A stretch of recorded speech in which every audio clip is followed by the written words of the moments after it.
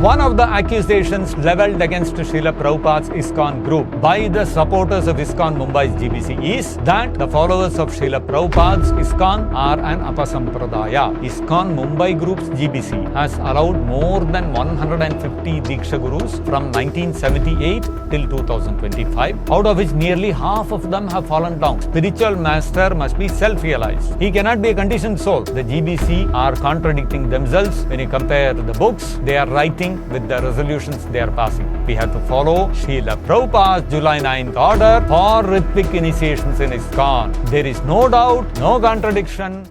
Hare Krishna, Vishwaguru Srila Prabhupada ki jai. One of the accusations leveled against Srila Prabhupada's ISKCON group by the supporters of ISKCON Mumbai's GBC is that the followers of Srila Prabhupada's ISKCON are an Apasampradaya. How are they an Apasampradaya? They quote Srila Bhaktivinoda Thakura from the Sajjana Toshani saying, the nature of an Apasampradaya, deviant, is that they take an exceptional deed done in an exceptional situation of an exalted Acharya and make it into a regular standard for all to follow. So the GBC says that the Rtvik system was an exceptional situation which has been made into a regular standard for all to follow by Srila Prabhupada's ISKCON group.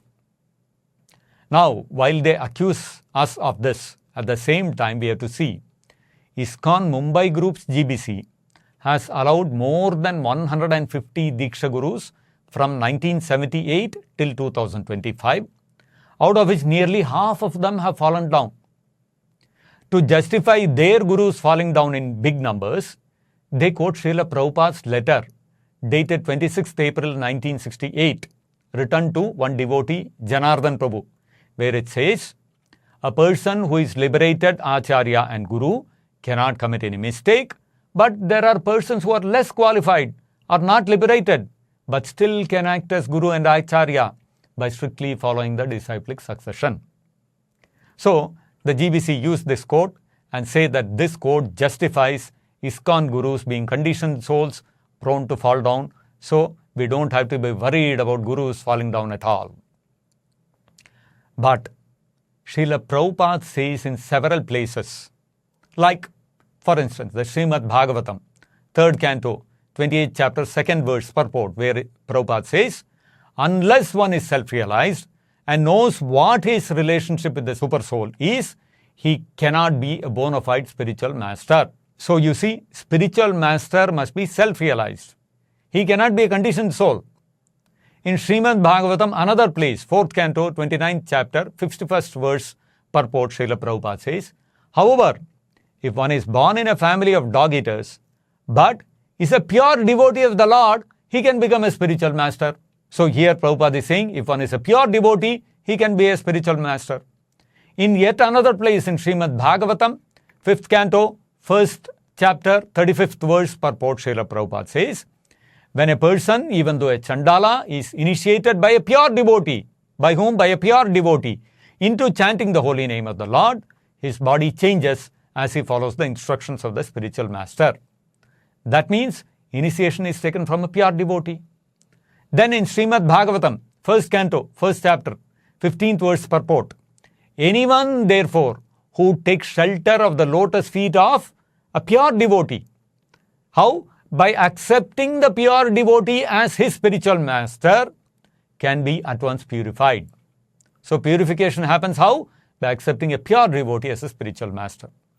Then in the Srimad Bhagavatam, 7th canto, 7th chapter, 29th verse purport, one must accept the pure devotee, the representative of God, as one's guru, and then offer him all the respects one would offer the Supreme Personality of Godhead. This is the secret of success. So here Srila Prabhupada says that the secret of success is to accept a pure devotee as one's guru. Then in the purport to the 10th canto, 10th chapter, verse 25 of Srimad Bhagavatam, Srila Prabhupada says, Narottam Das Thakur therefore sings, Chadya Vaishnava Seva Nistarapayeche Keba. Unless one becomes a servant of a pure devotee, one cannot be delivered from the material condition of life. In our Gaudiya Vaishnava society, following in the footsteps of Rupa Goswami, our first business is to seek shelter of a bona fide spiritual master. Adav Guruvashrayam. Further, in the Nectar of Instruction, purport to verse 5, Prabhupada says, therefore, a disciple should be careful to accept an Uttamadhikari as a spiritual master. That is as clear as it gets. But wait, we are not yet finished.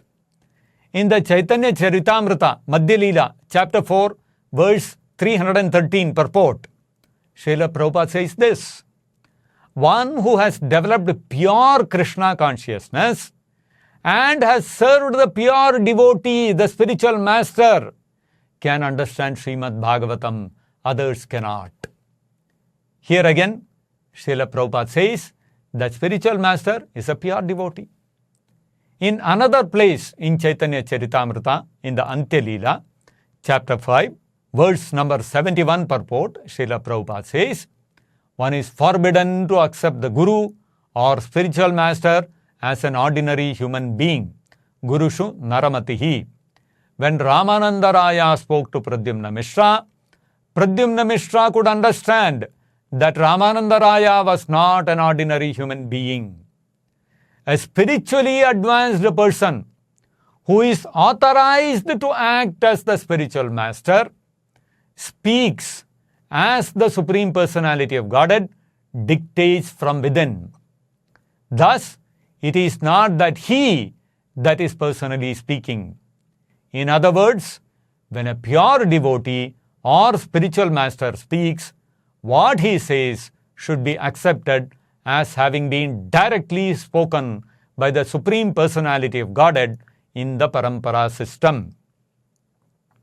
Again we see here, Srila Prabhupada refers to spiritual master as a pure devotee.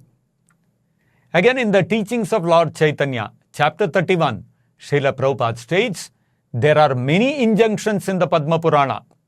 There are many injunctions in the Padma Purana. Not one or two. There are many injunctions in the Padma Purana which state that a highly elevated, spiritually advanced devotee of the Lord is always a first-class devotee and is therefore a spiritual master.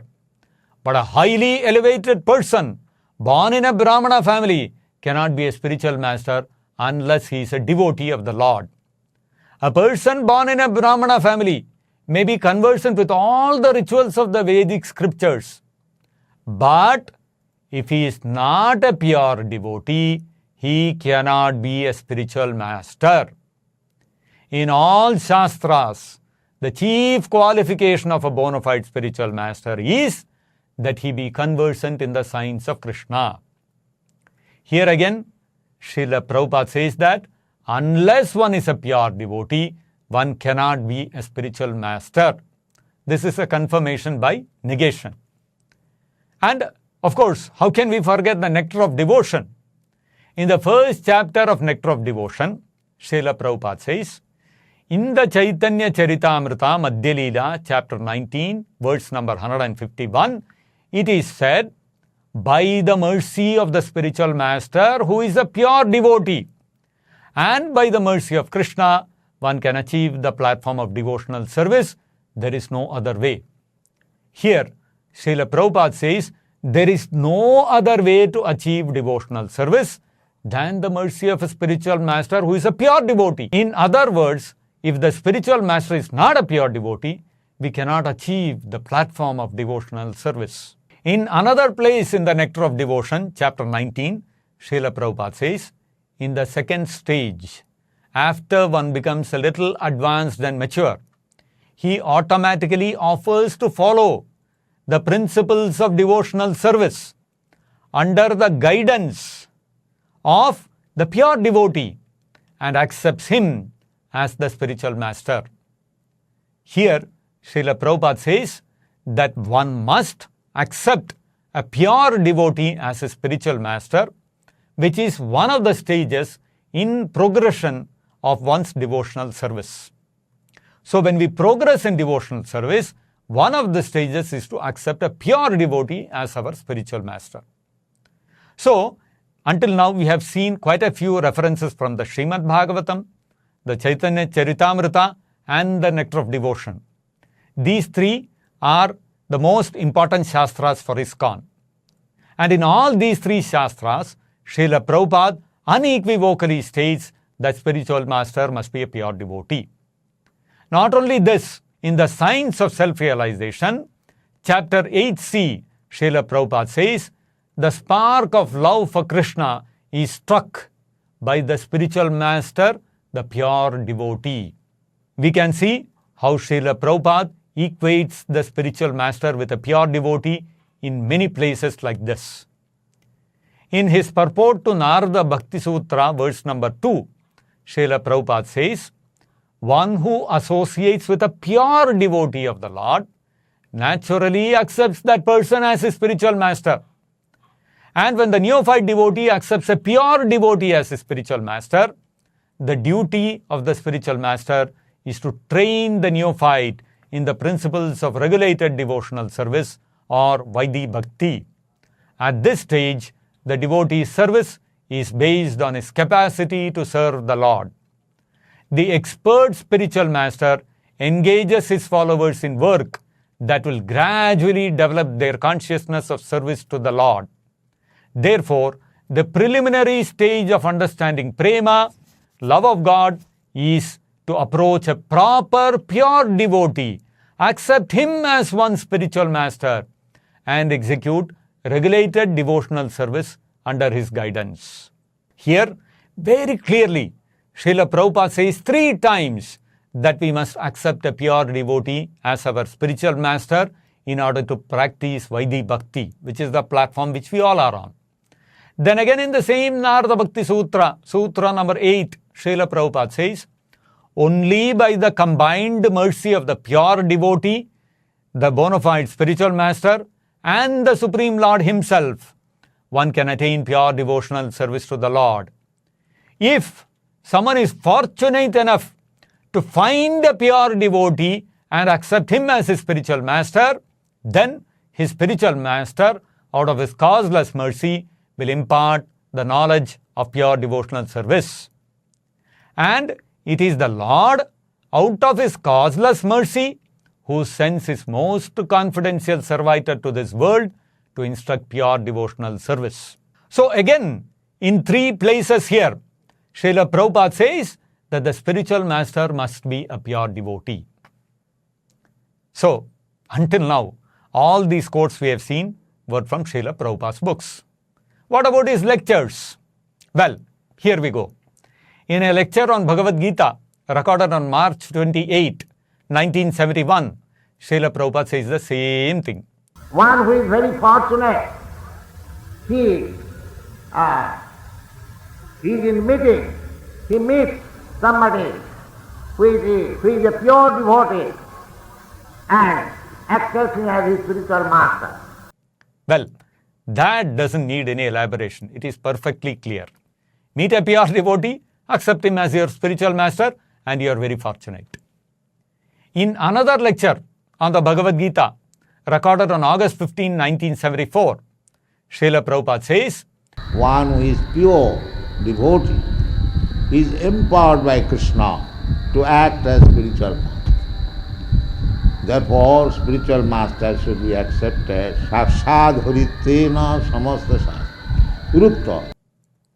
Well, here Srila Prabhupada says that Krishna empowers a pure devotee to act as spiritual master, not any conditioned soul prone to fall downs. In yet another lecture on Srimad Bhagavatam, given on June 29, 1975, Srila Prabhupada says, Tat purusha nishivaya. You have to take shelter of a person who is devotee of Krishna. And you have to serve. That means you have to accept a devotee, a true devotee, a pure devotee as your guide. That is our process. The Rupa Goswami says in the Bhakti Rasamrita Sindhu, the first step is Adau Gudbasram, to accept Guru. Accept Guru. Guru means Krishna's representative. One who is not Krishna's representative, he cannot become Guru. Guru does not mean any nonsense can become Guru. No. Only Tatpurusha. Tatpurusha means a person who has accepted the Supreme Personality of Godhead as everything. Tatpurusha Nisevaya. That means Vaishnava, pure devotee. So it is not very difficult. By the grace of Krishna, there are pure devotees, so one has to take shelter of him. Adu Gudvatsava. Again, Srila Prabhupada says that Guru means Krishna's representative, which means a pure devotee. Again, in a lecture on the Srimad Bhagavatam recorded on September 11, 1976, Srila Prabhupada says, suppose in my childhood I am born in a Chandala family. But if by initiation, by taking shelter of a pure devotee, I become initiated, so the Dehantara is there going on. Once again, Prabhupada is tying initiation to taking shelter of a pure devotee, not of a conditioned soul.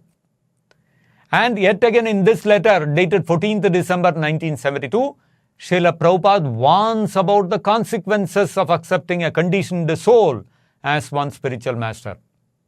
Srila Prabhupada says, as for your next question, can only a few pure devotee deliver others? Anyone, if he is a pure devotee, he can deliver others, he can become spiritual master. Anyone, if he is pure devotee, he can deliver others, he can become spiritual master. But unless he is on that platform, he should not attempt it. Then both of them will go to hell, like blind men leading the blind. So we can see how, in innumerable places, Srila Prabhupada emphasizes that the spiritual master or Diksha Guru must be a pure devotee. However, the current GBC position is different. They have declared now that Diksha Guru need not be a pure devotee.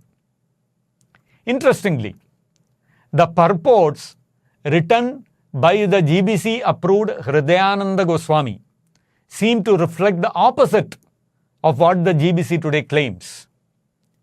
In the Srimad Bhagavatam, 11th canto, 2nd chapter, verse number 9, purport, Hridayananda Goswami writes, please note, this is written by Hridayananda Goswami, who has been appointed by the GBC.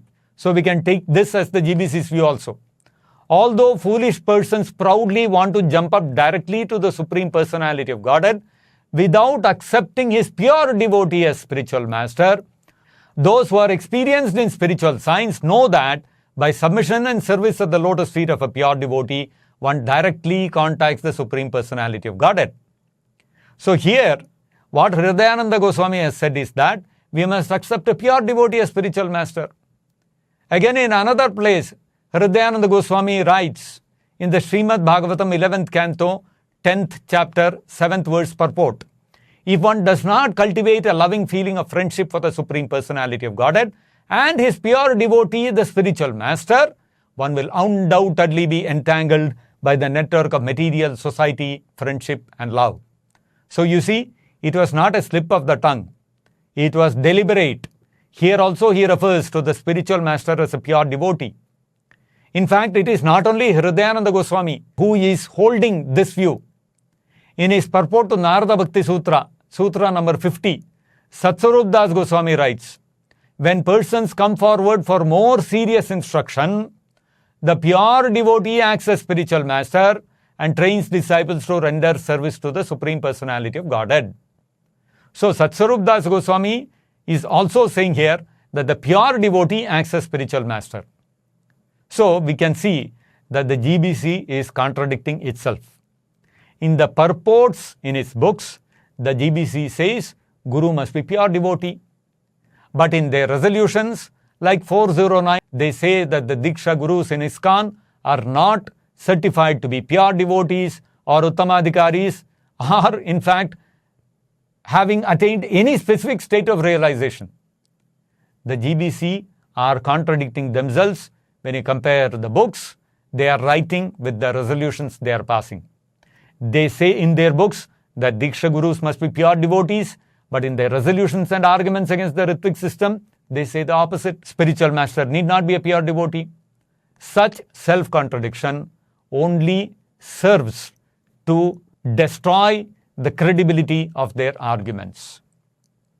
Anyway, it is overwhelmingly clear and far beyond any doubt that Guru must be a pure devotee only. And such pure devotees, spiritual masters, don't fall down.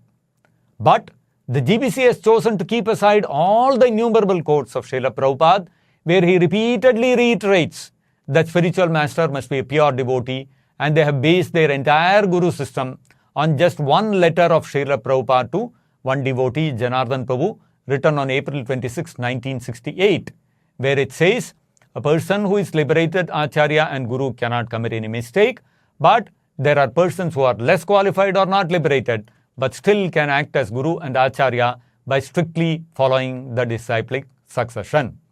Nevertheless, whether one letter or a million letters, whatever Srila Prabhupada said is sacrosanct and Shastra. We cannot minimize the statement of Srila Prabhupada just because it is there only in one letter. Even if it is one letter, Srila Prabhupada's words are sacrosanct. We have to give weightage to it. So how do we understand this statement of Srila Prabhupada in this letter to Janardana Prabhu, which seemingly contradicts the innumerable other quotes of Srila Prabhupada? To resolve this, we have to read the full letter.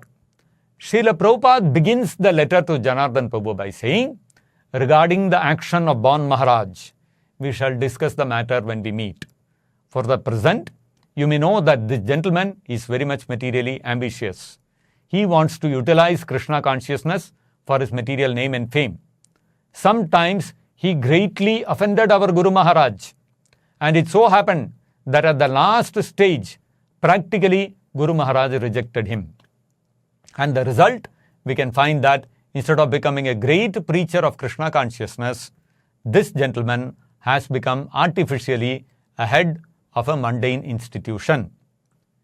To become a very important man in the mundane estimation is not success in Krishna consciousness. He was first deputed by my Guru Maharaj, along with our late god brother, Bhakti Pradeep Tirtha Maharaj, to open a missionary center in London.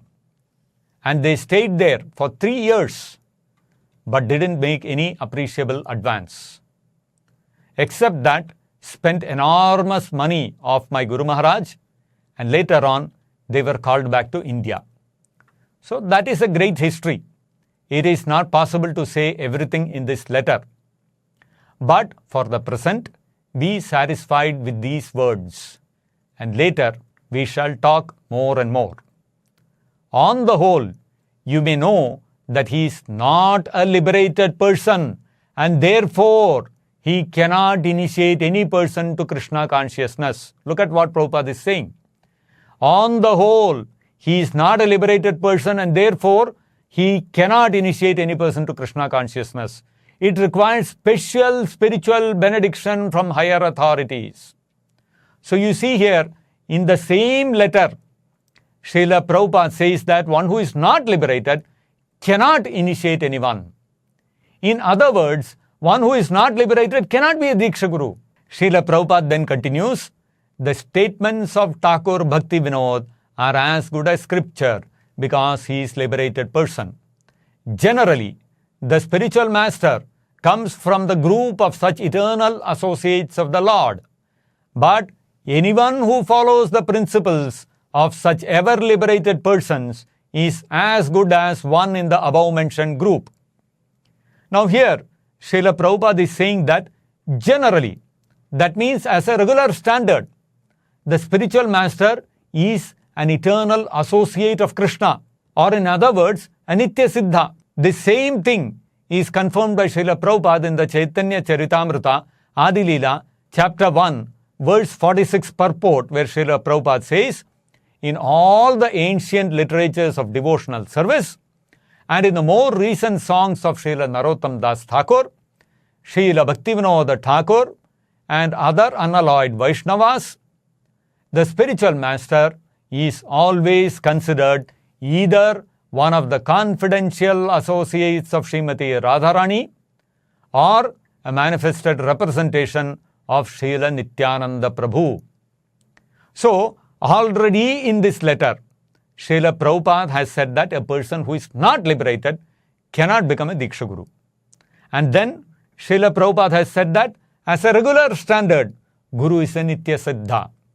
Then Srila Prabhupada continues like this: the Gurus from nature's study are accepted as such on the principle that an elevated person in Krishna consciousness does not accept anyone as disciple, but he accepts everyone as expansion of his Guru. That is very high position called Mahabhagavata. Just like Radharani sometimes thinks a subordinate of hers as her teacher to understand devotion of Krishna. A person who is liberated Acharya and Guru cannot commit any mistake.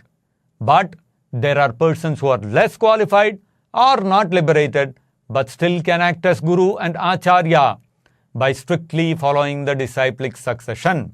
It is the injunction of the Shastras that anyone who sees the deity in the temple as made of wood or stone, or considers the Acharyas and Gurus as ordinary common men, and discriminates Vaishnavas or devotees as belonging to a certain group or caste, are called hellish. So we see in the same letter, first Srila Prabhupada said that a not liberated person cannot initiate. Then Srila Prabhupada said that generally a spiritual master is a Nitya Siddha or an eternal associate of Krishna or an ever liberated associate of Krishna. And then Srila Prabhupada said, but there are persons who are less qualified or not liberated but still can act as Guru and Acharya. So what does this mean? Prabhupada is saying one thing somewhere else, and in another place Prabhupada is saying the opposite. So this can mean only one thing, that the general rule is that the spiritual master is a Nitya Siddha, and every rule has an exception. So what is the exemption for this rule then? Srila Prabhupada in the letter says the exemption is a person who is liberated Acharya and Guru cannot commit any mistake, but means as an exception. But there are persons who are less qualified or not liberated, but still can act as Guru and Acharya by strictly following the disciplic succession.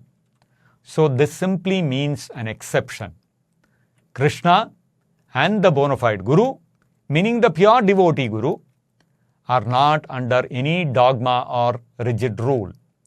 They are powerful enough to make an exemption under exceptional circumstances, and they can designate or empower a less qualified or not liberated devotee to act as Guru and Acharya under exceptional circumstances. Such incidents are an exception and a rarity. This statement simply confirms that Krishna and the pure devotee Guru are not bound by this rule that they must make only a Nitya Siddha Guru. They can make exemptions, although generally they don't do so. But still, that provision for exemption, that possibility of exemption exists. So what is the general rule or the regular standard? The regular standard is that the spiritual master is a pure devotee. And what is the exemption? Exemption is that sometimes, in some exceptional circumstances, a pure devotee Guru may empower a less qualified or not liberated devotee to act as Acharya and Guru. Which brings us back to the quote of Srila Bhaktivinoda Thakura from Sajjana Toshani, quoted by the GBC to say that the Rtvik system of initiation is Apasampradaya. They say the nature of an Apasampradaya or deviant is that they take an exceptional deed done in an exceptional situation of an exalted Acharya and make it into a regular standard for all to follow. Now, when we have understood the regular standard, what is the regular standard? Regular standard is the spiritual master must be a pure devotee or a Nitya Siddha. And the exemption, what is the exemption? Exemption is that a less qualified or not liberated devotee can act as an Acharya and Guru. What happens when we look at what the GBC has done? Does it not mean that the GBC has taken an exceptional deed of an exceptional Acharya to make a less qualified or not liberated devotee as a Guru? And the GBC has converted that into a regular standard for all to follow? Does this not fit their own definition of Apasampradaya or deviance? Well, we leave the answer for that to you. As far as we are concerned, we have no self-contradictions. We are clear that we have to follow Srila Prabhupada's July 9th order for Rtvik initiations in ISKCON. There is no doubt, no contradiction in the Rtvik system, and it is fully in line with Srila Prabhupada's repeated assertions that initiation must be obtained from a pure devotee and that a conditioned soul cannot initiate. Hare Krishna, Vishwaguru Srila Prabhupada ki Jai.